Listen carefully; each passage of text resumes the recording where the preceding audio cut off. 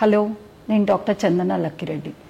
ఈరోజు మనము ఐవీఎఫ్లో గల రకాలు ఏమిటి, వాటి ద్వారా మనకి సక్సెస్ అనేది ఎలా ఇంప్రూవ్ అవుతుంది అనేది తెలుసుకుందాము.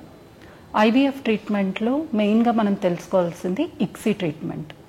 ట్రెడిషనల్ ఐవీఎఫ్ ట్రీట్మెంట్లో ఎగ్స్ని, కణాలని ఒక డిష్లో పెట్టి అవి న్యాచురల్గా ఫర్టిలైజ్ అయ్యాక వాటిని మనము గమనించుకొని వాటిలో మంచి ఎంబ్రియోస్ని సెలెక్ట్ చేసుకొని ట్రాన్స్ఫర్ చేస్తాం.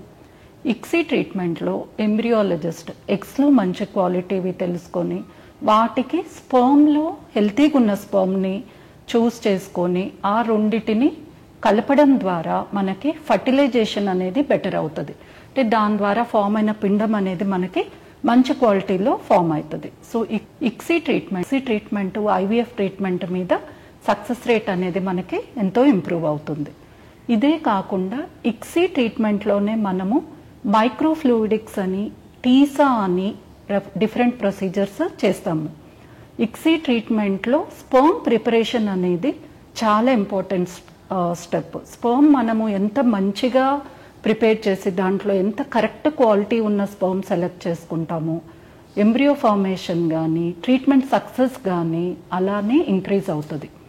సో ఈ మధ్య కాలంలో లైఫ్ స్టైల్ ఇష్యూస్ వలన, వారికోసీల్ వలన స్పర్మ్లో డిఎఫ్ఐ ప్రాబ్లం అనేది పెరుగుతుంది. డిఎఫ్ఐ ప్రాబ్లం అంటే స్పర్మ్లో చితుకుదల ఉండడం.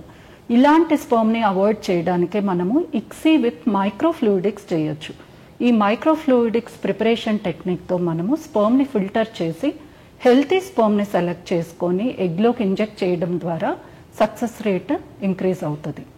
ఇదే కాకుండా ఒకవేళ ఈ చితుకుదల కానీ డిఎఫ్ఐ ప్రాబ్లం కానీ చాలా ఎక్కువగా ఉన్న వాళ్ళకి ఇక్సీ విత్ టీసా అంటే ఇక్సీలోనే మనము స్పర్మ్ని డైరెక్ట్గా టెస్టిస్ నుంచి తీసి దాన్ని ఎగ్లో ఇంజెక్ట్ చేయడం ద్వారా ఈ డిఎఫ్ఐ ప్రాబ్లమ్ని అవాయిడ్ చేసి మంచి క్వాలిటీ ఎంబ్రియో అనేది ఫామ్ అయ్యి దానికి తగినట్లుగా ఐవీఎఫ్లో సక్సెస్ రేట్ కూడా ఇంక్రీజ్ అవుతుంది.